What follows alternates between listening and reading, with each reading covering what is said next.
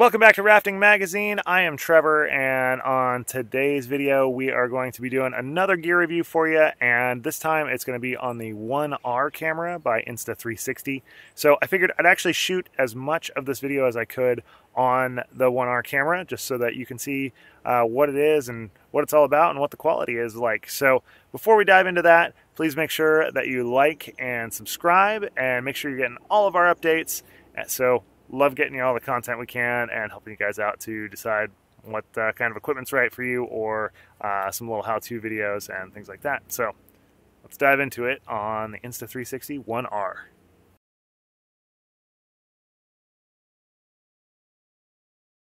All right, my overall review of the camera, I actually really like it. It's a pretty cool camera. It has a lot of functions that I really enjoy.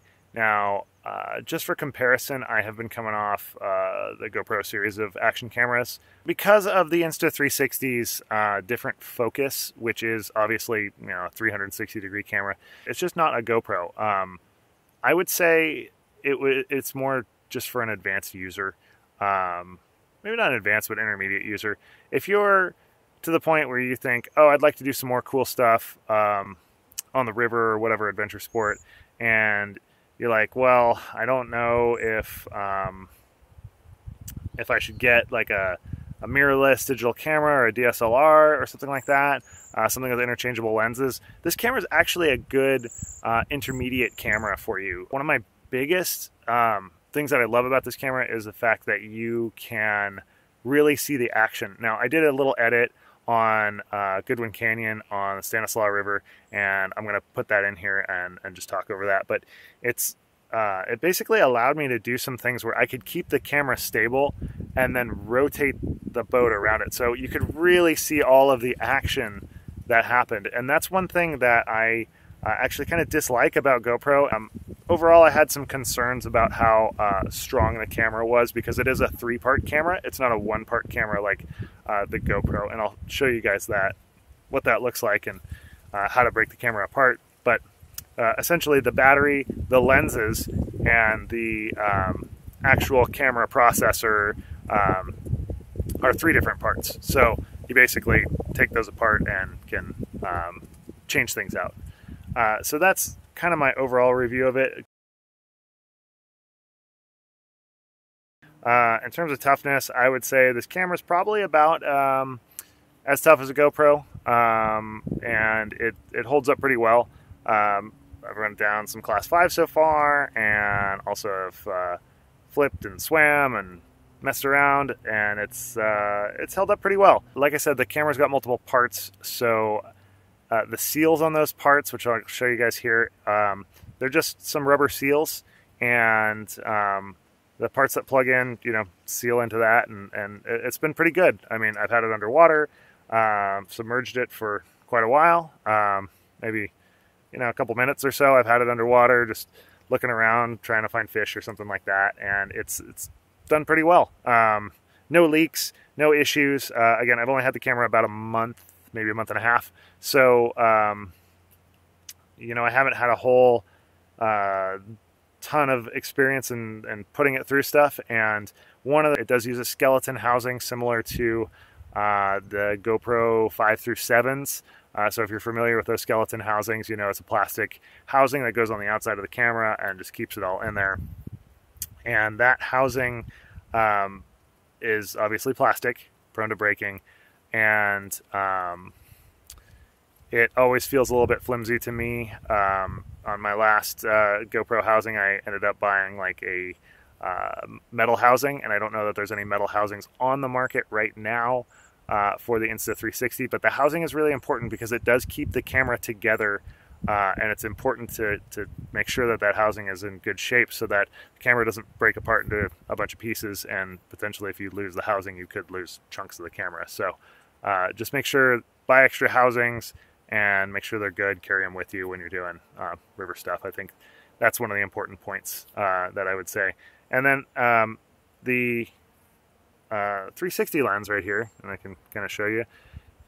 You can see that the lens is a little bulbous there and kind of protrudes on both sides, actually on each side of the camera there. So I was really concerned about this hitting things, and it actually protrudes out of the skeleton housing, so there's nothing really protecting it.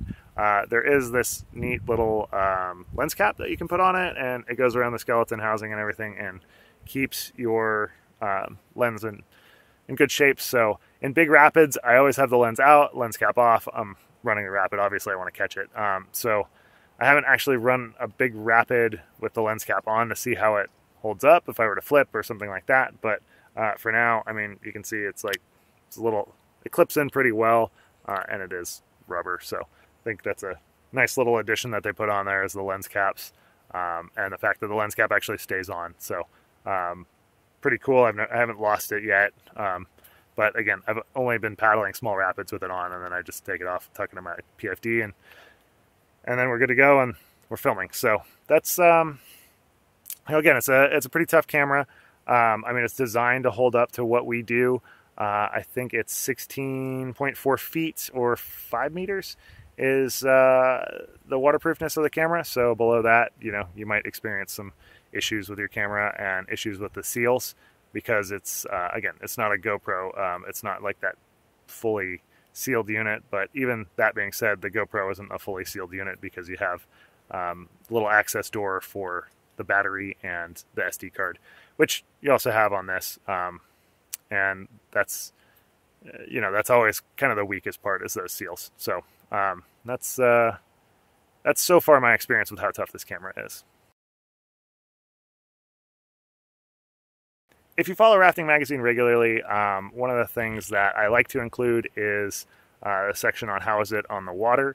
And I'm going to add a little bit to this time, because it is a camera and there are some functions that I think we should go over. But so it's pretty nice on the water. One of the things that I was concerned about was the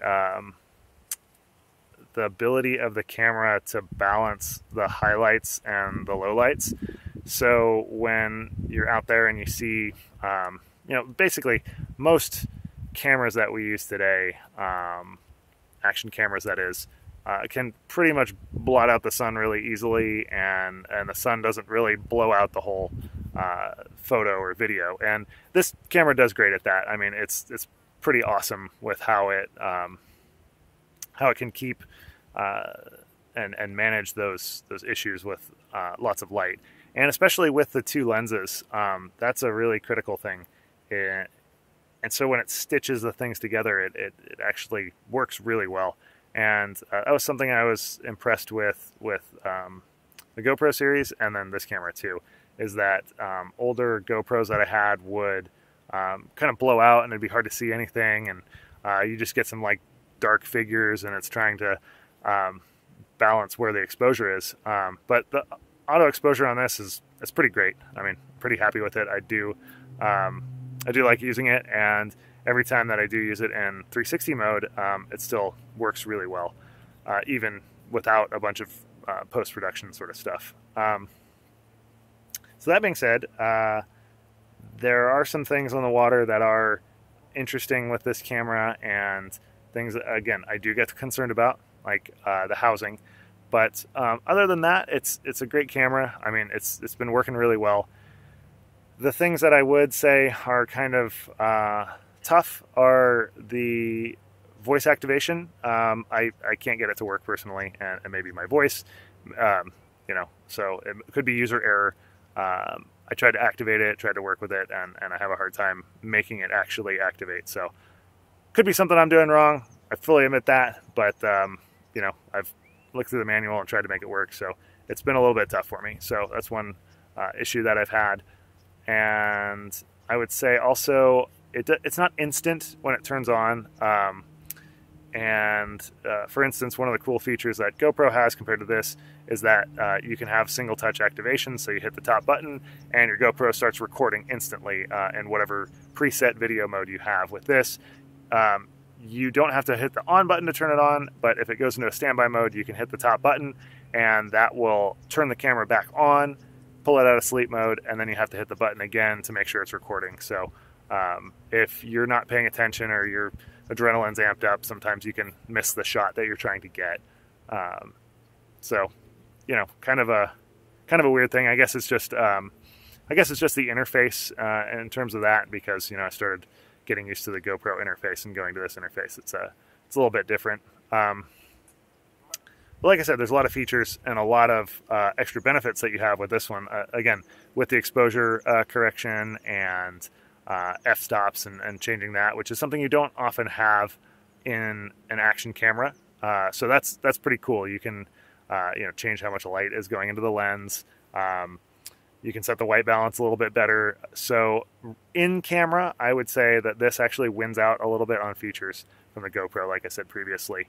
And then also having the ability to interchange lenses when you're on the water. So if you want to go from, right now I am shooting on the wide angle lens, and it's just a monodirectional lens, to the omnidirectional 360 lens. It's pretty awesome, because all you have to do is open up the case and then pull the lenses apart, plug this new lens in, click it back in the battery, put it back in the case, and you're good to go. So if there's a rapid you really want to shoot, or your friends are running something and this is the only camera you have, you can pull off the 360 lens, put the other lens on, and go and shoot. And then it does have a 4K mode, which is really cool. It shoots in 4K in a 16:9 aspect ratio, which is great for like YouTube and things like that, or a 3:4, which is really awesome for Instagram if you just want to put that online. So you can set those modes in the camera super easy. It's just touchscreen activation. So that's really cool. I really like that feature. And the other feature I really like is like right now I am looking at the camera and I can see the display. So it's pretty cool because you got the two units, and with the wide angle lens, or this lens, not that it really matters, you can turn around that the camera's processor and the camera's display. So it can face either direction. So typically if I was shooting this on a GoPro, I couldn't actually see myself and see what I was talking about, because the lens would be on one side and the display is on the other side. So it's kind of cool that you can set this in a boat. You can look and have the lens facing you and have the display facing you, so you know actually what's happening, instead of doing that funky dance when you're, if you're like me, who mounts the camera to the back of the boat. You do the funky dance on the back of the boat trying to figure out if it's lined up right. Or if you use it as a helmet cam, you're like, hey, is my light on? Is my light on? People can actually see what you're seeing, and they don't have to stand behind you to try and adjust it properly. It's just a little bit easier to reach up and be like, okay, yeah, that's where it needs to be done. So cool feature that Insta360 included in that. That being said, the camera is a little wider than the GoPro, and but not by much, only a smidgen, like a 1/4 inch maybe. So one of the things that is a little more difficult about the Insta360 versus a GoPro is the fact that the lens and the camera processor being side by side makes it so that the display is smaller on this camera. So you have about a little more than half the display of the GoPro, but still it's significantly less than the GoPro. The shooting modes are great too. The wide angle lens only has up to 4K, but this one has a 5K panoramic mode, which I shoot in. Now, that being said, the 5K mode in this lens cuts a 32 gig SD card down to about 24 minutes, and it burns it through the battery super quick. If you're shooting in the monodirectional lens with 1080, which is what I'm shooting in right now, at 30 frames per second, then you're gonna have about 1.5 to 2 hours on a 32 gig SD card, just depending on your shooting settings. And then the battery is going to last a lot longer. I find that the SD card goes through quicker than the battery. I filled up SD cards with this 360 lens, and so I'd probably guess there's about 30 to 32 minutes of shooting on that. So that's, your battery's going to go out before your SD card does. That being said, though, you don't have a lot of space, and the kits only come with one battery. So the kit that I got just had the one. So you're going to have to buy new batteries, and bigger SD cards is what I would definitely recommend for this camera if you're going to be using it on the water. I always like to include my important considerations for these reviews. So There's a few ones that really stick out, and the first one is the registration process. Now, with the typical action camera, go to the store, grab the camera, pull it out. Sometimes the battery's charged, sometimes not. You got to charge it up for a day before. And then you press record after you plug in the SD card, you're good to go. And that's what I always liked about GoPros. That's what was kind of cool about them. Again, little point and shoot cameras, that's how they work. You turn them on and you're good to go. The Insta360, though, has a registration process, and it takes about 20 to 30 minutes between downloading the app and registering the camera. And the thing that really got me frustrated when I first got this camera is that my phone is not compatible with the Insta360 app. So after that, I forgot to register it the night before, just set it aside.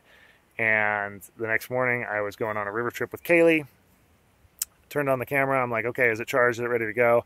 And then I remembered, oh God, I got to register this. And my phone's not working. So I had to use Kaylee's phone to register it and get it all going. And luckily her phone was compatible. And then Kaylee and I went out and paddled with Nick Coulter the other day, who's an awesome Instagrammer and YouTuber. Check out his content. But we were paddling with Nick. He had just gotten one of these cameras and he didn't register it, and he didn't know about the whole registration side of it. So he threw the camera on, thought it was good to go, started going down the river, and he's like, hey, you guys see if this is running or not? And turns out that he didn't register it beforehand. You know, it's kind of frustrating because he couldn't get any shots that he wanted to get on the river. So I'm not the only one who apparently is having this problem with it. So just make sure you register the camera before you go out and use it or try to, and know that you have to do that. It's not very obvious in any of the literature when you're buying the camera. So and also make sure your phone's compatible, because if your phone's not compatible, you just picked up a $550 paperweight, or thereabouts, whatever the actual price is at the time you're watching this video. So that's kind of a little snag in the startup process. But after that, the user interface is really easy with it. So let's see. Other important considerations for this camera are going to be that it's not a GoPro. Just remember that. The focus of the camera is different. The shots you're going to get are different. The whole everything you're going to do with it is a little bit different. Not too terribly different, because it is an action camera. It's wholly designed for what we're trying to do. So you'll just find that you'll have some extra ability to get some different shots, which is really cool. That being said, it's really hard to get to just take the footage and throw it into, if you use Premiere Pro or iMovie, you can't just throw it in there and render it and expect it to be working properly. Really, to get the shot that you want, you have to use the proprietary software that they have, which for a lot of folks, I know a lot of people that I boat with actually just use, like, they have GoPros and they use the GoPro software.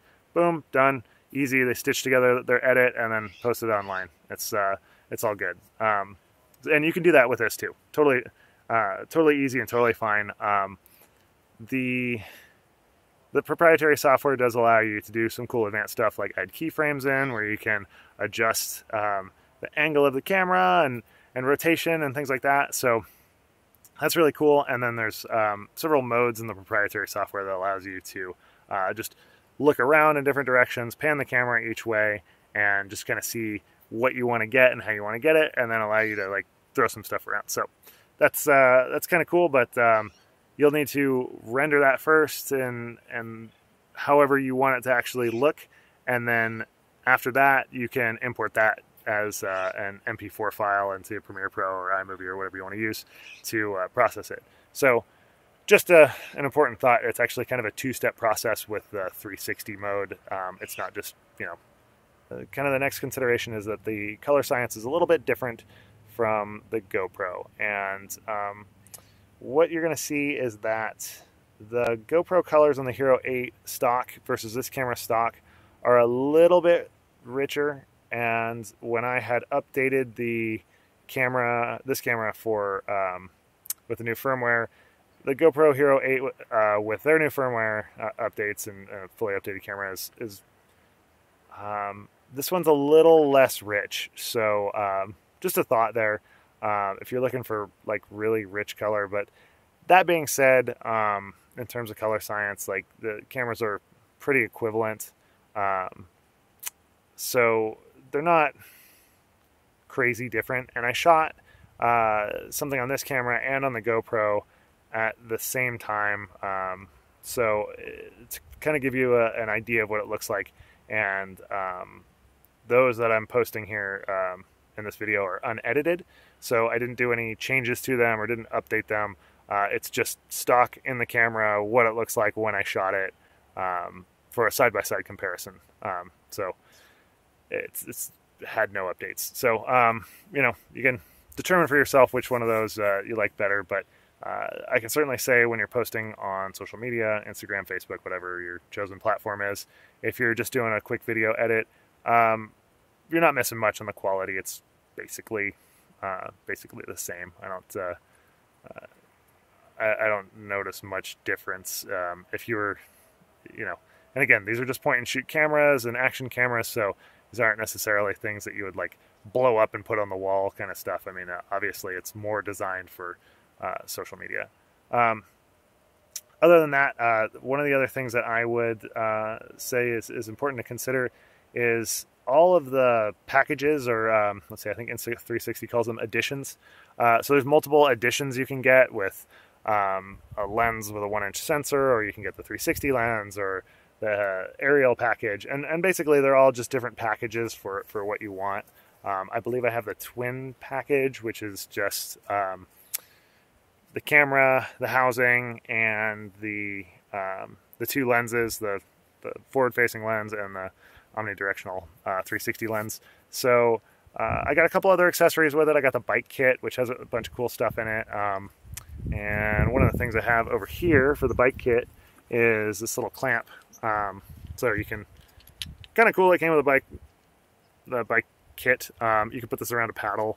So if this were a little selfie stick, you can just wrap it around this and then screw it on, and then kind of clips on. And then the other cool thing is that this bit turns. So it's nice to have these accessories, but if you have old GoPro accessories, or you had a GoPro at one time, then, you know, not too much of a big deal. You can use all the same stuff for it, because again, it uses the same GoPro mount that you can see there. I mean, which has become basically the industry standard action camera mount. So all of this stuff is basically cross-compatible with the exception of the skeleton housing, and of course the batteries, lenses, all that, the basic guts of the camera. The last bit that I always like to put in is, you know, is it worth it? Like, what's the price versus value estimate on it? So one place that this really blows GoPro out of the water, and even a lot of other cameras, is that the interchangeable lens where you can move from 360 to forward facing. I mean, that's amazing. If you wanted a GoPro to do that, you'd have to buy two cameras, and they'd both be, you know, several $100s. With this one, I mean, it's probably, I think I priced it out, and at the time of this video, it was about $50 to $150, depending on the package or edition you got with GoPro. So this camera is a little more expensive, but for what you get, I mean, you know, at its cheapest, this camera is only $50 more, and essentially you get another lens that shoots in 360. So you can either run it just like a GoPro with the forward-facing lens, or you can run it with both lenses and be able to capture some cool shots and really be able to capture the action. Like I said, in a price for value estimate, when I look at this, I mean, like I said, GoPro's Hyper Smooth is really cool, and this has stabilization in it, flow state, I think they call it. But either way, it's just a in-camera stabilization. So that in-camera stabilization is really cool. But again, you don't get to capture everything that you want necessarily with a GoPro, because the aspect of the ratio of the camera is only so much. So if you're trying to rotate the camera around to really capture the action, you don't really get it. But if you know, flipping back to my video where we were running Mr. Toad's Wild Ride on Goodwin Canyon, you know, you can keep the camera stable and keep the horizon line of the pool at the bottom the same, and then have the boat freely rotate around and drop in and drop out and be able to zoom out, zoom back in, change the distance, and let the boat move around as it naturally would if the camera were on. It's almost like you have a little drone in the back of your boat without having all the issues with drones. So it kind of is the best of both worlds between like a drone, an action camera, and a DSLR or mirrorless digital camera, and you really get like some cool ability to show what the action really looks like, as opposed to it feeling a bit watered down. Which, as I said, that's kind of been my complaint with GoPros, is that they've gotten better.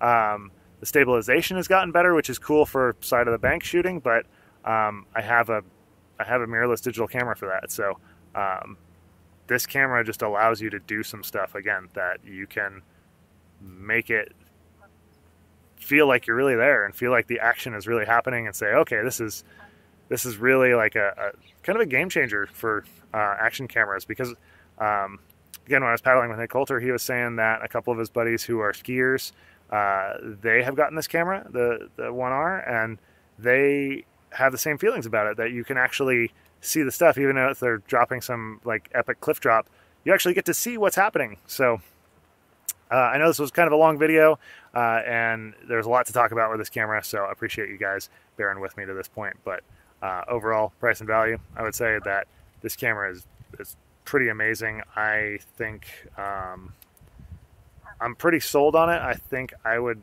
probably buy one over a GoPro at this point, unless GoPro changed things to offer something different. But again, do love my GoPro too. So, but I think this camera has some of the features, because I'm a little bit more advanced of a user of action cameras, that I think this camera is able to fit the bill for that a little bit better than, say, GoPro would. So appreciate you guys bearing with me for this long video and checking this all out. So if you guys have any questions, please drop those down in the comment section below. I'll be happy to answer it. Anything I know about these cameras and how I've worked with them and interacted with them. So again, make sure you like and subscribe, and we will see you guys downriver.